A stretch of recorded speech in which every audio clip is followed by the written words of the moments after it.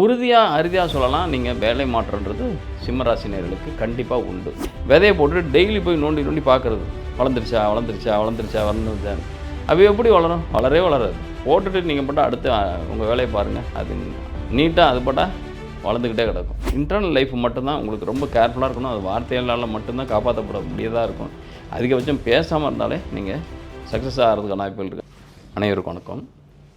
இன்றைய காணொளி வருகின்ற மே மாதம் 1ஆம் தேதி நடக்க இருக்கின்ற குரு பயிற்சி எப்படிப்பட்ட சுப பலன்களை ஒவ்வொரு ராசிக்கு தரும் அப்படின்றத பார்ப்போம். ஏன் இந்த இவ்வளோ முக்கியத்துவம் தரும் அப்படின்னம்னாக்கா, குருவை பொறுத்த வரைக்கும் சுப தன்மைகள் அதிகமாக தரதுக்கான வாய்ப்பும், சனியை பொறுத்த வரைக்கும் பயத்தன்மைகளை அதிகமாக தரதுக்கான வாய்ப்புகளும் இருக்கும்.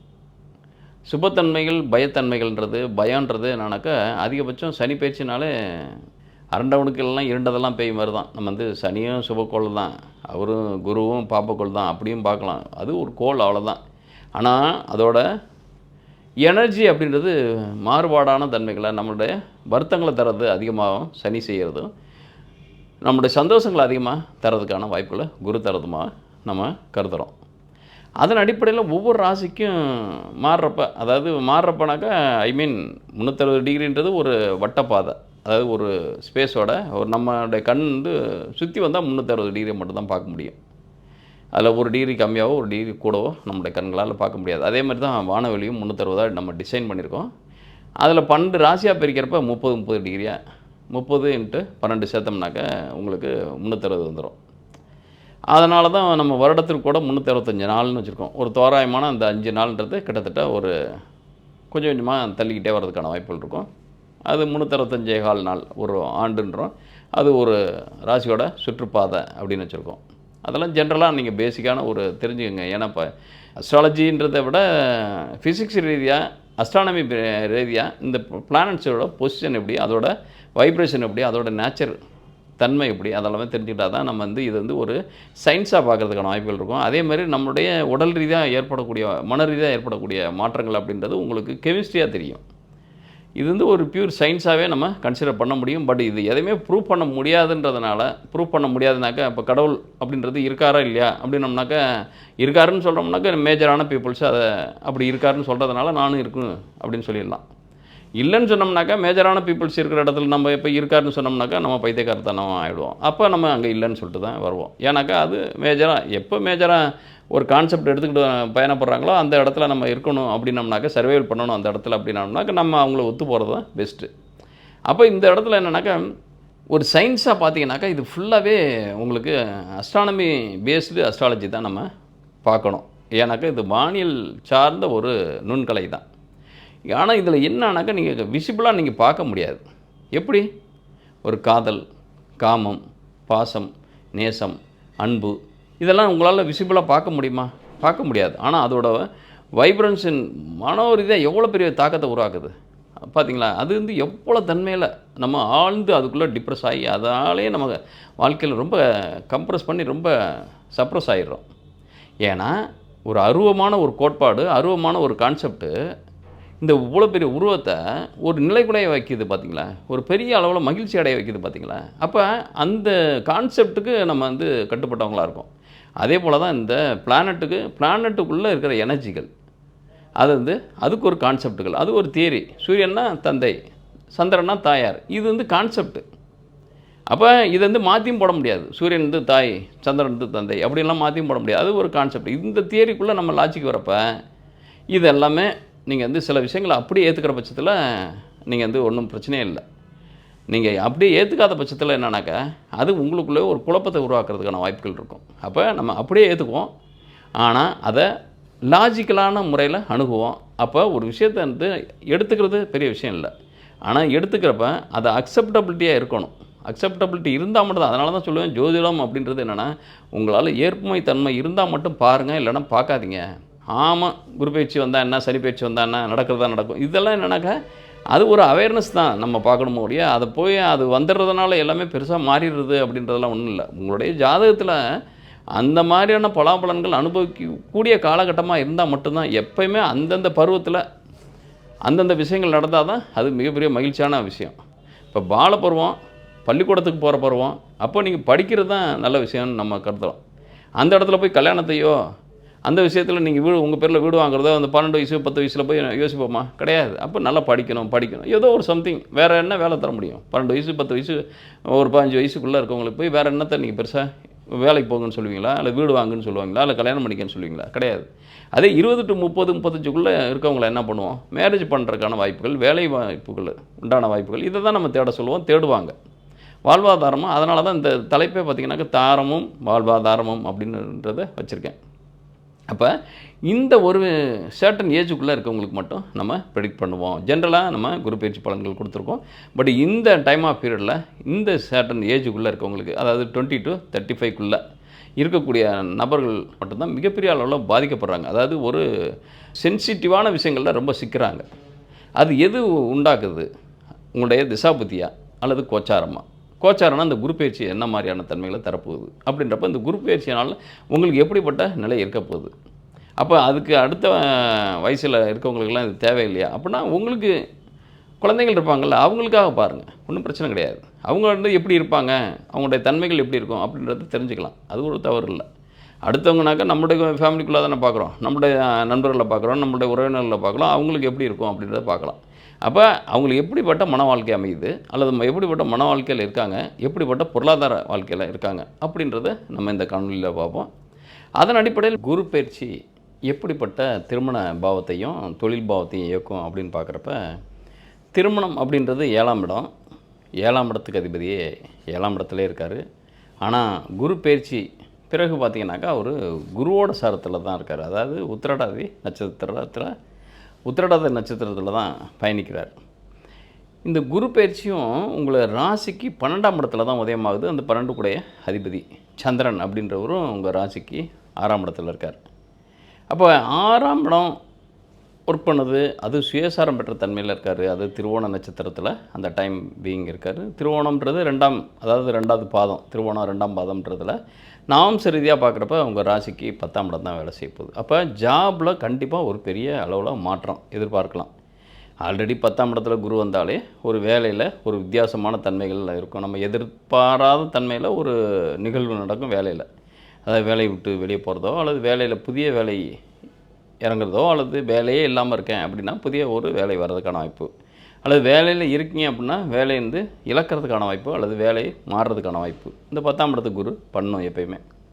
ஏன்னா உங்களுக்கு முக்கியமான ரோல் அப்படின்றது யாருன்னா 10 குடையனை வச்சும் டிசைட் பண்ணணும். 10 குடையன் யாருன்னா உங்களுக்கு சுக்கிரன் இருக்கிறது இப்போ 9ல் தான் இருக்கார். அப்போ அறுதியாக சொல்லலாம், நீங்கள் வேலை மாற்றன்றது சிம்மராசினியர்களுக்கு கண்டிப்பாக உண்டு. ஏன்னா 10 குடையவன் தனக்கு 12ல் மறைவுன்றதை காட்டிலும் உங்களுக்கு திரிகோணத்தில் 9ஆம் இடத்துல சஞ்சாரம் பண்ணுறதுன்றது மிகப்பெரிய அளவில் ஆதாயத்தை கொடுக்கும். ஏன்னா 6ஆம் இடம் உத்தியோகம் அப்படின்னு சொல்லக்கூடியவரும் உங்களுக்கு சனி 7ஆம் இடத்துல குரு சாரத்தில் தான் இருக்கார். அப்போ மனதுக்கு பிடித்த மாதிரி தன்மையில் வேலை மாற்றம் அமைகிறதுக்கான வாய்ப்புகள் நிறையாவே இருக்கும். ஏன்னா குருவோட சாரத்தில் தான் சனி பயணிக்கிறார் அப்படின்றப்ப குரு யார் உங்களுக்கு 5க்கும் 8 கூடையும் அதிபதி தான் குரு. அப்போ அவர் நியூட்ரல் ஃபெல்லோவா அல்லது உங்களுக்கு பாசிட்டிவான ஃபெல்லோவா இல்லை நெகட்டிவான ஃபெல்லோவான்னு பார்த்தோம்னாக்கா அதிகபட்சம் ஒரு நியூட்ரல் ஃபெல்லோ தான். அதாவது 8ஆம் இடத்தையும் இயக்குறாரு, 5ஆம் இடத்தையும் இயக்குறாரு. 5, 8 அப்படின்றது இயக்குறது அன்னியில் அவர் 10ஆம் பாவாதிபதி தொழில்காரகர் கர்மாதிபதி அவர் தான். அவர் யாருன்னா 9ஆம் பாவத்தில் இருக்கார். யாரோட நட்சத்திர காலில் இருக்காருனாக்க கேதுவோட நட்சத்திர காலில் தான். கேது ஆல்ரெடி உங்களுக்கு ராசிக்கு 2ஆம் இடத்துல தான் இருக்கார். அப்போ 2, 5, 8, 10 9ஆம் இடத்தையும் இயக்குது, 10ஆம் இடத்தையும் இயக்குது. அப்போ ஏதாவது அதிர்ஷ்டங்கள் ஏதாவது இருக்கா அப்படின்னோம்னாக்க அந்த அதிர்ஷ்டக்காரகர் யாருனாக்கா உங்களுக்கு, அதாவது லாபாதிபதி தான் அதிர்ஷ்டக்காரகராக இதில் சொல்ல முடியும். யாருன்னா தன லாபாதிபதி புதன் இருக்கிறது உங்களுக்கு ராசிக்கு 8ஆம் இடத்துல. அப்போ 8ஆம் இடம் அப்படின்றது மிகப்பெரிய அளவில். அப்போ உங்களுக்கு கேரியர் வைஸு ப்ரொஃபஷனல் வைஸு நீங்கள் எதிர்பாராத தன்மையில் தான் எல்லா ஒரு ஈவெண்ட்டுமே நடக்கும். அதாவது நீங்கள் ஜாப் சேர்றதா இருக்கட்டும், ஜாபை விட்டு வெளியே வர்றதா இருக்கட்டும், புதிய தொழில் இனிஷியேட் பண்ணுறதா இருக்கட்டும், எல்லாமே புதிய தன்மையில், அதாவது இது வரைக்கும் தோணாத ஐடியா கூட, மறைமுகமான ஐடியா கூட உங்களுக்கு திடீர்னு எப்போயுமே நான் இந்த இடத்துல சர்வே பண்ணணும் அப்படின்னோம்னாக்கா எனக்கான திறமை வந்து எனக்குள்ளே என்ன இருக்குது, என்ன திறமை ஒளிஞ்சிருக்குன்றது எனக்கே தெரியாது. அப்போ ஒரு தெரியாத இடத்துல ஒரு இடத்துல நமக்கா ஒரு ஸ்பார்க்கு, அதாவது ஸ்பாட்னிஸாக அடிப்பாங்க சிலர்லாம் பார்த்தீங்கன்னாக்கா. சினிமாவில் ஹீரோக்கு அது டைலாக் ப்ரிப்பேர் கிட்டத்தட்ட பக்கமாக அவர் பேசினா கூட அது ஆல்ரெடி எல்லாமே எழுதப்பட்ட வசனமாக இருக்கும், எழுத்தாளரால் எழுதப்பட்ட ஒரு வசனமாக இருக்கும். ஆனால் அந்த ஸ்பாட்டில் அடிப்பாங்க காமெடியன்ஸ் எல்லாம். அதுதான் மிகப்பெரிய அளவில் யூட்டர்ன் அடிக்கும். அதை வந்து குறிப்பெடுத்து வச்சுக்கிட்டு தான் நீங்கள் டப்பிங்கில் அதே வாய்ஸை அதே டைலாக்கை நீங்கள் எக்ஸிக்யூட் பண்ணணும். அப்போ தான் அந்த லிப் மூமெண்ட்டுக்கும் அந்த டைலாக்குக்கும் கோயின்சைட் ஆகும். அதுபோல் என்னென்னா அந்த இடத்துல எப்படி நீங்கள் இப்படி ப்ளே பண்ணீங்கன்னு அப்படின்னு நீங்களே அதிசயித்து போகிறதுக்கான வாய்ப்புகள் இருக்கும். அப்போது உங்களுக்குள்ள ஒரு திறமை இது நாள் வரைக்கும் அது உங்களுக்கே தெரியாமல் இருக்கலாம். எப்பவுமே நம்ம எதை நோக்கிய பயணம் இருக்கும், நம்மளுடைய ஜாப் எதை நோக்கி இருக்கணும் அப்படின்றத நம்ம டிசைட் பண்ணுறதை விட நமக்கான என்ன திறமை இருக்குது அப்படின்றத நீங்கள் அனலைஸ் பண்ணிங்கனாக்கா அதில் ஆட்டோமேட்டிக்காகவே அது இந்த இடத்துல இந்த காசு தான் எனக்கு கௌரவத்தை தரும், இந்த காசு தான் எனக்கு அப்படின்னு சொல்லிட்டு நியாயமான முறையில் வரக்கூடிய எல்லா காசுமே கௌரவமான காசு தான், கௌரவமான தன்மையில் தான். அதாவது உழைச்சி சம்பாதிக்கக்கூடியதும் நியாயமான வழியில் வரக்கூடியதும் நமக்கு ஆத்ம திருப்தி. எப்படி வேணாலும் குறுக்கு வழியில் பணம் வரலாம், பணன்றது ஒன்று இருக்குதான ஒழிய அது பயந்துக்கிட்டே இருக்கிறதுக்கான வாய்ப்புகள் இருக்கும். ஆனால் நியாயமான காசில் பார்த்திங்கனாக்கா நீங்கள் ஒரு தைரியமாக ஒரு சாதாரணமாக கேஷுவலாக இருக்கிறதுக்கான வாய்ப்புகள் இருக்கும். இப்போ உங்களுக்கு மறைமுகமான ஆதாயம் நிறையா வர்றதுக்கான வாய்ப்புகள் இருக்குது. ஏன்னா 2-8 சம்மந்தப்பட்டாலே மறைமுகமான ஆதாயம், உழைப்புக்கு அப்பாற்பட்ட ஆதாயம், உங்களுக்கும் அந்த பணத்துக்கு சம்மந்தமே இல்லாத தன்மையில் கூடுதலான வரக்கூடிய தன்மை. அதாவது ஒரு 10 ரூபா ஒர்க்குக்கு நீங்கள் 20 ரூபா வாங்குவீங்க. அப்போ நீங்கள் 20னா அன்எக்ஸ்பெக்டடாக அது எப்படின்னாக்கா இந்த அதிர்ஷ்டத்தின் அடிப்படையில் இது அதிகபட்சம் இதில் ட்ராவல் பண்ணலாம் அப்படின்னாக்கா பங்குச்சந்தை தான். பங்குச்சந்தையில் பார்த்தீங்கன்னாக்கா எல்லாத்துக்கும் நஷ்டமாகும், உங்களுக்கு லாபம் வரும். இந்த மாதிரி உங்களுக்கு அட் ப்ரெசண்ட் அதாவது உங்களுக்கு இதே தருணத்தில் உங்களுடைய ஜனன சாட்டில் அதே 2, 5, 8, 11 சம்மந்தப்பட்டு திசாபுத்திகள் நடந்து ராகு சம்மந்தப்பட்டாருனாக்க மிகப்பெரிய அளவில் உங்களுக்கு பெரிய அளவில் சக்ஸஸ்ஸு இதே ஷேர் மார்க்கெட்டில் இருக்குது, பங்குச்சந்தையில் மிகப்பெரிய அளவில் பொருள் ஈட்டுறதுக்கான வாய்ப்பு. ஏன்னா எல்லாருமே இன்வெஸ்ட் பண்ணுறது தான் லாபத்தின் அடிப்படையில். ஆனால் இறங்குறப்ப ஏறுறதும் நிறைய பேரோட ரிவர்ஸ் ஃபார்முலாவில் போவாங்க. அதாவது ஏறிக்கிட்டே இருக்கிறப்ப என்னன்னாக்கா விற்றதுக்கப்புறம் ஏறிக்கிட்டே இருக்கும் ஸ்டாக்கு, அதே மாதிரி வாங்கினதுக்கப்புறம் இறங்கிக்கிட்டே இருக்கும் ஸ்டாக்கு. ஆனால் உங்களுக்கு என்னன்னாக்கா தொட்டது நீங்களாம் பார்ப்பீங்க, பார்த்ததும் உடனே சரி இந்த இடத்துல வாங்கலாம், இந்த இடத்துல விற்கலாம் அப்படின்னோம்னாக்கா அதுக்கப்புறம் உங்களுக்கு உடனே பார்க்கக்கூடாது. ஆனால் அடுத்தடுத்த ஈவெண்ட்டில் பார்த்தீங்கன்னாக்கா ஒரு 1 ஹவர் 2 ஹவர்ஸ் அல்லது 1 நாள் 2 நாள் ஒரு மிஞ்சி போனால் 1 வீக்குள்ளே அதிகமான லாபத்தை ஈட்டுறதுக்கான வாய்ப்புகள் இருக்கும். அப்போ அந்த டெலிவரி பேஸில் நீங்கள் ஹோல்டு மெத்தடில் நீங்கள் பண்ணுறப்ப அதிகபட்சம் லாபம். எனக்கு சின்ன சின்ன சங்கடங்கள் வரதான் செய்யும். ஒன்றுக்கும் நம்ம ரியாக்ட் பண்ணிக்கிட்டே இருந்தோம்னு வச்சுக்கோங்க, நம்ம நிச்சயமாக அதில் ப்ளே பண்ணவே முடியாது. நம்மளுடைய கான்சன்ட்ரேட் அனைத்துமே ஸ்பாயில் ஆகிடும். அப்போ ஒன்று செய்யணும் அப்படின்னம்னாக்கா அதை செஞ்சுருங்க. ஏன்னாக்க இந்த இடத்துல எதை ஒரு விதைச்சிட்டு அடுத்த அந்த விதையை பார்த்து அதாவது அதை நீங்கள் பாட்டால் அதை கவனிக்காமல் இருந்தீங்கனால அது மரமாக முளைச்சி கிடக்கும். ஆனால் நம்ம எப்போ பார்த்தாலும் பங்குச்சந்தையை பொறுத்த வரைக்கும் விதையை போட்டுட்டு டெய்லி போய் நோண்டி பார்க்குறது, வளர்ந்துருச்சான்னு. அது எப்படி வளரும்? வளராது. போட்டுட்டு நீங்கள் பாட்டால் அடுத்து உங்கள் வேலையை பாருங்கள், அது நீட்டாக அது பாட்டால் வளர்ந்துக்கிட்டே கிடக்கும். அதுபோல் என்னன்னாக்க இந்த ஆண்டு அப்படின்றது குரு பயிற்சின்றது செய்தொழிலில் பெரிய அளவில் மாற்றம், திடீர் திருப்பங்கள் ஏற்படும். அதை அக்செப்ட் பண்ணிக்கோங்க. அக்செப்ட் பண்ணால் நல்ல குரோத்து. எனக்கு நீங்கள் வெறுப்பா ஒரு ஜாபு கிடச்சா கூட அது விரும்பின ஜாபம் கன்வெர்ட் பண்ணிக்கோங்க. அது உங்களுக்கு மிகப்பெரிய அளவில் ரிட்டர்ன்ஸ் தரதுக்கான வாய்ப்புகள் இருக்கும். இன்டர்னல் லைஃபு 7ஆம் இடம் தான். 7ஆம் இடம் ப்யூர்லி அதே தான் இயங்க போகுது. Past, present, future. யாருன்னா ஹீரோ சனி தான். அந்த சனி என்ன பண்ணுறாருனாக்கா இப்போ இது வரைக்கும் ராகு சாரத்தில் இருந்தார், ராகு 8ல் இருந்தார். அவங்களுக்கும் பயங்கரமான சிக்கல், ஒருத்தருக்கு ஒருத்தர் புரிதலே அற்ற தன்மை, விடவும் முடியல, தொடரவும் முடியல, அது ஏற்றுக்கவும் முடியல, மறுக்கவும் முடியல. ஒரு நேரம் வேணான்னோம்னாக்கா அவர் செஞ்ச நல்லதெல்லாம் ஞாபகத்துக்கு வருது, வேணும்னு செஞ்சோம்னாக்கா இவரோட இரிட்டேட்டாக இருக்கிறதுக்கான வாய்ப்புகளாக இருக்குது. இதெல்லாம் இப்படியே தான் போகுமா என்னுடைய வாழ்க்கை, இப்படியே தான் இவரு கூடயே தான் பயணிக்கணுமா என்னுடைய வாழ்க்கை, இப்படியே தான் இந்த பொண்ணோட என்னோடய வாழ்க்கை பயணிக்குமா அப்படின்றப்ப சிம்மராசினியர்களுக்கு அதிகபட்சம் இன்டர்னல் லைஃப்ன்றது கொஞ்சம் கேள்விக்குறி தான். எப்படி கடகத்துக்கு 7, 8க்கு உடையவர், அதாவது கொஞ்சம் கான்ஃப்ளிக்ட், கருத்து வேறுபாடு அல்ல ஷேரிங் கூட கம்மியாக வச்சுக்கிட்டு வாழ்ந்துருவாங்க. சிம்மராசினருக்கு எடுத்தங்கவுத்தோன்றது தான் டக்குன்னு முடிவெடுக்கிறதுக்கான வாய்ப்புகள் இருக்கும். அதாவது ஏன்னா 6ஆம் பாவம் 8ன்றது ஒரு வழக்கு, ஏதோ ஒரு அந்த நேரம் இல்லாமல் இன்னொரு நேரத்தில் முடியட்டுன்னு இழுத்துக்கிட்டே இருக்கும். ஆனால் 6, 7ன்றது வேணும்னா வேணும், வேணான்னா வேணாம், அப்படி முடிவெடுத்துட்டு போகிறதுக்கான வாய்ப்புகள் நிறையவே இருக்கும். அதனால தான் அவங்க கிட்டத்தட்ட ஒரு 25 கிராஸ் பண்ணுறதுக்குள்ளவே ஒரு லவ் அஃபேரில் விழுந்துருவாங்க. அதுக்கப்புறம் அதில் தெளிஞ்சு வெளியே வந்தது.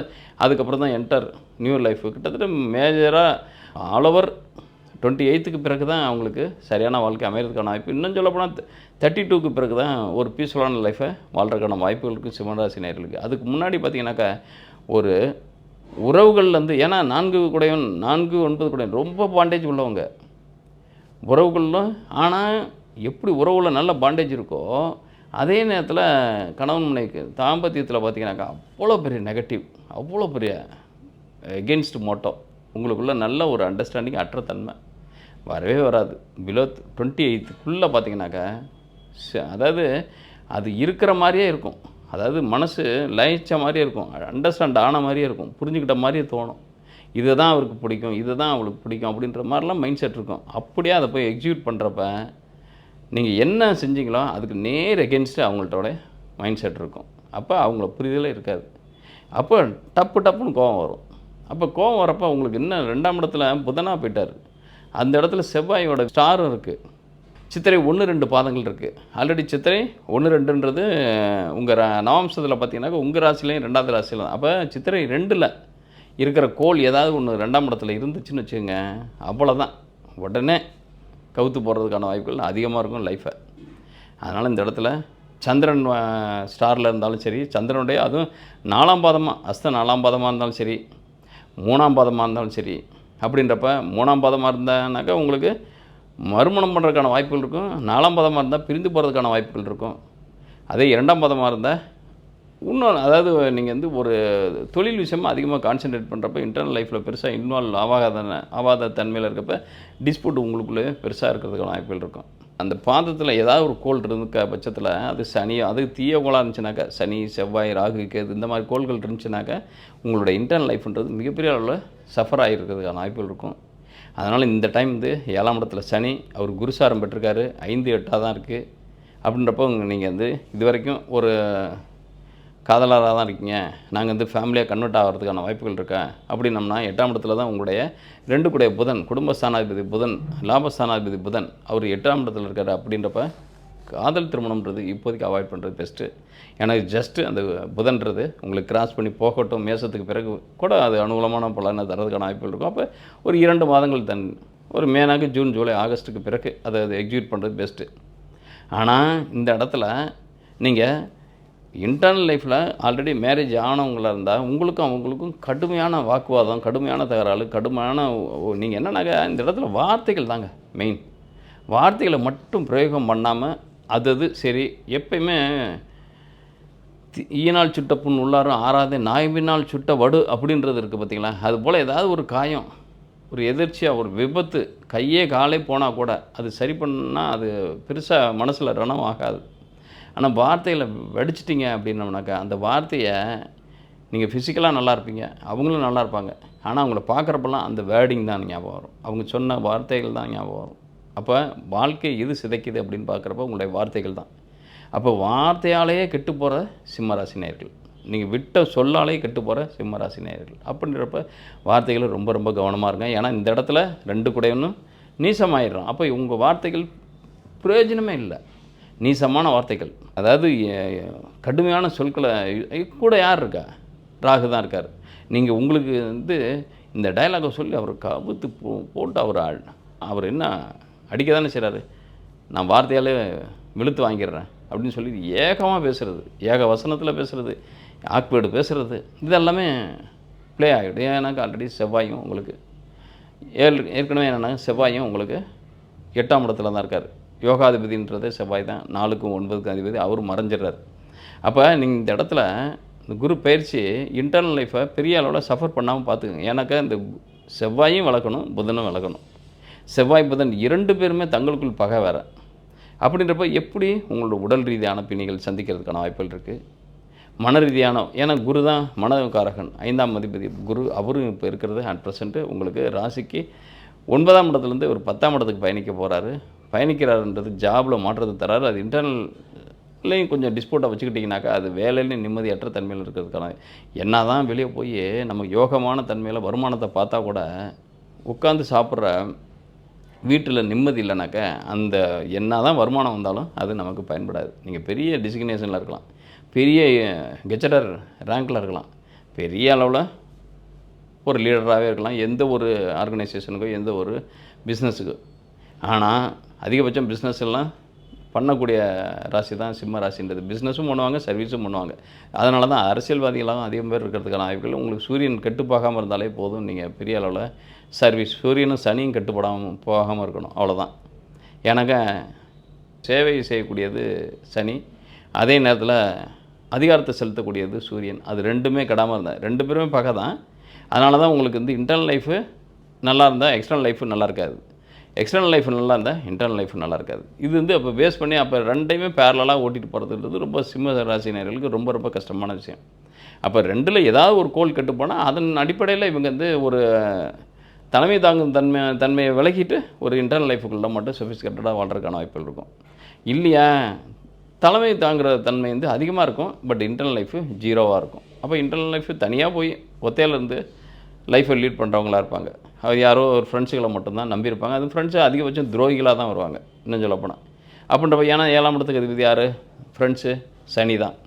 அந்த இடத்துல கம்ப்ளீட்டாக ராகுவோட காலில் ஏதாவது ஒரு கோல் இருந்தால் போதும், அவங்க வழியாக தான் உங்களுக்கு சிக்கல் வருது. எந்த பிளானட் இருக்கோ அந்த பிளானட்டோட கேரக்டரில் இருக்கக்கூடிய ஆளுக்கு தான் உங்களுக்கு வில்லனாக வர்றதுக்கு, உங்களுடைய லைஃப்பை டெஸ்ட்ராய் பண்ணுறதுக்கான வாய்ப்புகள். அதை நம்பிக்கை துரோகம் பண்ணுறவங்க அல்லது உங்களுடைய லைஃப்பை ஸ்பாயில் பண்ணக்கூடிய நபர். இன்னும் உங்களுக்கு வந்து உங்களுடைய ராசியில் ராகு சாரத்தில் ஏதாவது ஒரு கோள் இருந்து, அந்த ராகு சாரத்தில் இருக்கிற கோள் உங்களுடைய அது எந்த ஸ்டாரில் எந்த ராசியில் இருக்கோ அந்த ராசி வந்து உங்களுடைய பேர்னால் உங்களுடைய லைஃப் பார்ட்னருடைய ஜாதகத்தில் ஏதாவது ஒரு கோள் சம்மந்தப்பட்டுச்சுனாக்கா ராகுனாக்கா இது இங்கே சதயம், திருவாதிரை, சுவாதி, இந்த ஸ்டாருக்குள்ளே ஏதாவது ஒரு கோள் இருக்குது, ஜஸ்ட்டு ஒரு கோள் உங்களுடைய ராசியில் இருக்குது. அந்த கோள் வந்து அதே உங்களுடைய பார்ட்னருடைய ஜாதகத்தில் அந்த கோள் வந்து அவங்க லக்னத்திற்கு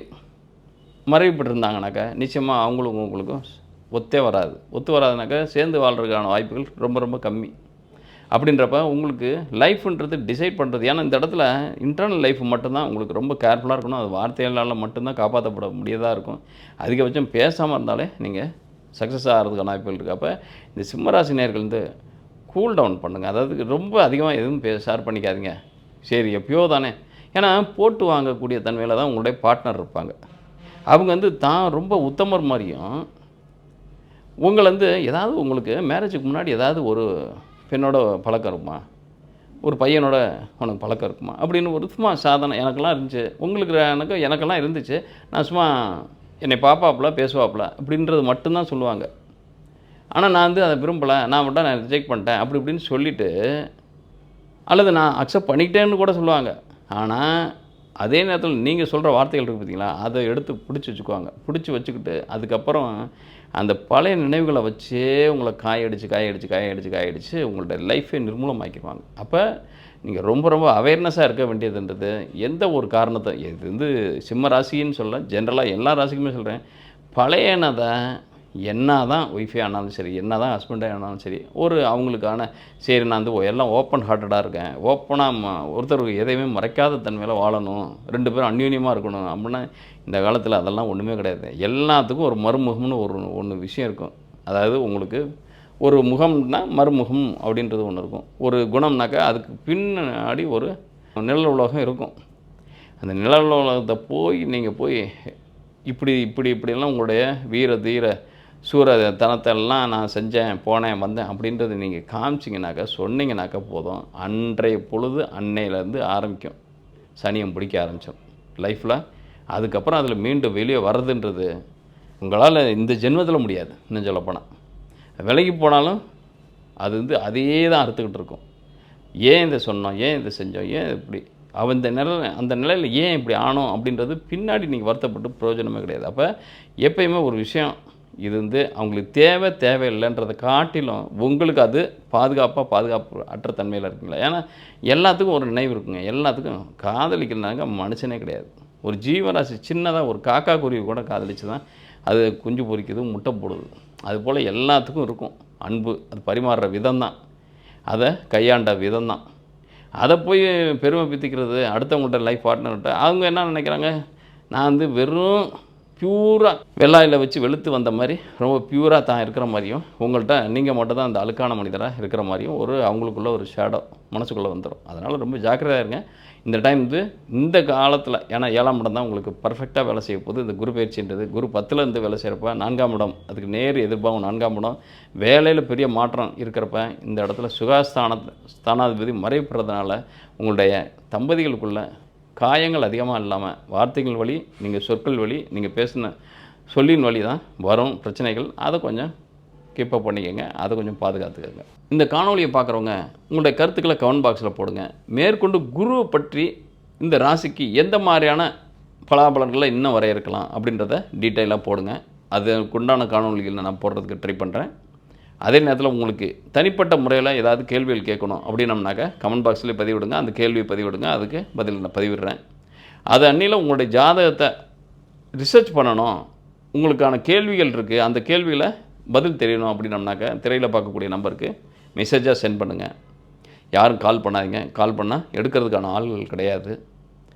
நீங்கள் மெசேஜ் சென்ட் பண்ணதும் அதை நான் ப்ராசஸ் பண்ணி உங்களுக்கு அனுப்புகிறேன். அதில் என்னென்ன சொல்கிறோமோ, டேர்ம்ஸ் அண்ட் கண்டிஷன் சொல்கிறாங்களோ அது கடைப்பிடிக்கும் பட்சத்தில் உங்களுக்கான தீர்வுகள் உங்கள் ஜாதகத்தின் அடிப்படையில், உங்களுடைய திசாபத்தின் அடிப்படையில் என்ன மாதிரியான தன்மைகளில் நீங்கள் அந்த பிரச்சனையில் இருக்கீங்க, அந்த பிரச்சனையிலேருந்து எப்போ வெளியே வருவீங்க அப்படின்றது தீர்வுகளை நான் உங்களுக்கு வாய்ஸ் மெசேஜாக அனுப்புகிறேன். நன்றி, வணக்கம்.